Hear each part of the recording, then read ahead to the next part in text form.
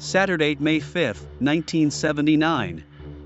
The bustling Urbina Square in Ambato, Ecuador, erupted in gasps as a young newspaper vendor, Lucia Garcia, shouted the day's harrowing headline: "Mysterious disappearances plague the streets of Ecuador." Girls between the ages of 7 and 14, mostly street vendors and the daughters of local merchants, were disappearing across Ecuador with terrifying regularity. Lucia, just 11, held the newspaper in trembling hands as she tried to attract the attention of marketgoers, her eyes darting around, searching for something or someone. The danger seemed closer than ever. Many of these girls worked in public markets, their families too financially strapped to keep them at home. Despite their fears, parents continued to send their daughters out, praying that they would return. Tragically, Lucia became the next victim. Narrator: the next morning, Lucia's father, Manuel, searched every corner of the plaza for her. Hours passed, and night fell, and there was still no sign of his daughter. By sunrise, Lucia's face appeared among dozens of missing persons posters across the city. The disappearances continued. Following a disturbing trend, every town where a girl had gone missing was located along the Andes, a stretch from the Colombian border in the north to the Peruvian border in the south. Theories ran rampant. Ecuadorian newspapers speculated that the girls were being trafficked, taken across the border into Colombia or Peru, their kidnappers blending in with the crowds like any other tourists. But despite the warnings, 2 or 3 girls still went missing every week. Soon, the chilling possibility arose that the missing girls might have been trafficked into the bustling port city of Guayaquil, where cargo ships sailed beyond the Ecuadorian border. The sense of security in Ecuador's towns and cities was shattered as parents kept an eye on their neighbors, wondering who might be involved. Local police were under increasing pressure but had no suspects, no evidence, and no leads. Tensions mounted as local officers redoubled their efforts, stationed at every exit, the airport, the port, and the border crossing. By February 1980, the country was on edge. The public cry for help grew louder, with hundreds of families demanding answers. In an attempt to break through, Ambato's police captain, Roberto Morales, focused on reviewing criminal records related to Colombian criminals known to be operating in the area. On a Thursday afternoon in February 1980, a respected bakery owner named Tomas Yanez walked into the Ambato police station. Captain Morales noticed his visibly shaken face as Tomas explained that his 9-year-old daughter, Sofia, had not returned after leaving to bring him lunch. Hours passed, but Sofia's route was simple, a path she had taken hundreds of times between their home and the bakery. Within hours, every police officer in Ambato was scouring the streets. Tomas and his wife plastered the city with missing persons posters, pleading for any information about Sofia's whereabouts. In desperation, they offered a large reward, hoping it would prompt someone to come forward. But no trace of Sofia turned up. On the morning of March 9th, just weeks after Sofia disappeared, the street vendors in Plaza Urbina gathered for an emergency meeting. Rosa Herrera, who ran the hot potato stand, addressed the crowd. She reminded them that their community had lost many girls and implored them to remain vigilant. Among the vendors was Rosa's daughter, Maria, an 11-year-old who was helping out at her mother's refreshment stand. Rosa held her daughter close, whispering words of warning before letting her go. Just hours later, a thin, unassuming man with disheveled hair and a crooked smile approached Maria's stand. He held out a crumpled bill, far more than she charged for a drink. The man introduced himself as Emilio, a street vendor looking for directions to the bus station. "I'll make it worth your while," he promised, waving the note. Maria hesitated, her instincts telling her that something was wrong. She politely declined and watched him blend into the crowd, her heart pounding as she recounted her encounter with her friend Isabella at the stall next door. Together they decided to tell Maria's mother. Rosa immediately alerted the other vendors and they scattered to find Emilio.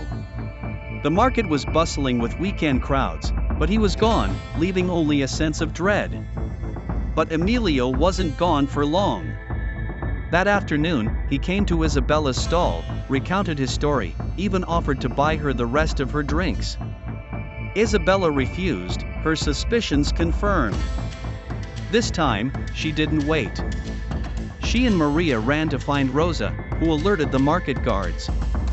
Within minutes, they saw Emilio walking down a nearby street, a 9-year-old girl following him, crumpled bills still in her hand. Rosa rushed toward him, screaming. When she grabbed his arm, he tried to break free, saying she was just showing him the bus stop. The crowd split, some believed Rosa's accusation, while others doubted her. The police arrived, arrested Emilio, and escorted him to the station. When Captain Morales entered the interrogation room, his anger barely contained, he assessed the wounded man, despite the fact that he was squatting across from him. Morales took a different approach, offering Emilio a cigarette and a sandwich to build his confidence. Emilio introduced himself as Pedro Alonso, a Colombian street vendor with a tragic past, his face twisted into a grim smile as he shared his story. He recounted how he had taken revenge in prison, luring men into his cell to kill them, justice for their attack on him. But Morales sensed something colder beneath his calm exterior, a calculated pleasure in detailing these past crimes. At last, Captain Morales stepped forward, leaning forward. "You know about the missing girls, right?" Pedro's lips curved into a smile. "Forget the traffickers," he whispered, "it's just me." Morales stiffened. The confessions poured out. Pedro took responsibility for all the disappearances. But Morales remained skeptical. One man? 100 missing girls? Where are they now? Morales asked. Pedro leaned forward, enjoying the shock on Morales' face as he replied, "They're buried along the Andes." Within an hour, Morales and his group were on the road with Pedro in the back seat, following his directions as they made their way through a maze of narrow, deserted streets. Eventually, they stopped near a clearing, and Pedro led them to a small, handcrafted wooden box buried just below the surface. Inside, they found the body of a young girl, her identity unmistakable. She was wearing Sophia's blue overalls and the red apron her father had sewn for her. In the following days, Pedro led the police to more than 100 graves scattered across the Andes, each containing the remains of a young victim. Some sites showed multiple bodies piled on top of each other, while others contained only the remains. Pedro's memories were chillingly precise, as if the act were some kind of strange ritual. As the scale of Pedro's crimes became clear, he shared his story freely with the press, eager for attention. He spoke of his preference for the gentle innocence of Ecuadorian girls, contrasting them with the tough girls from Colombia. His words sent shockwaves through Ecuador, his smug confessions a haunting testament to the brutality he had committed. By July 1981, Pedro Alonso was on trial for 110 confirmed murders, although he admitted to more than 300 across Colombia, Ecuador, and Peru. The court labeled him the Beast of the Andes.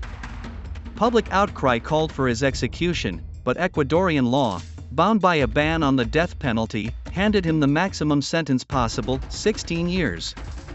Ecuadorians protested, angry that the law had failed to deliver the justice they believed Pedro deserved. Victims' families spoke out publicly, pleading with the government to impose harsher sentences. But the justice system remained steadfast. Pedro Alonso was convicted of only one murder, serving only a fraction of his crimes. In 1994, Pedro Alonso was released early for good behavior. Ecuador immediately deported him to Colombia, where he was briefly detained but released after a psychiatric evaluation deemed him rehabilitated. Just months later, he disappeared, returning to the darkness from which he had escaped. In the years following Pedro's release, disappearances began to occur again along the Andes, with young girls disappearing from villages and towns. Families, still grieving, suspected Pedro was responsible, although police had no evidence to prove it. Pedro Alonso's whereabouts remain unknown to this day. Many believe he returned to the Andes, continuing his heinous acts. However, no one has ever found him, nor has he been brought to final justice.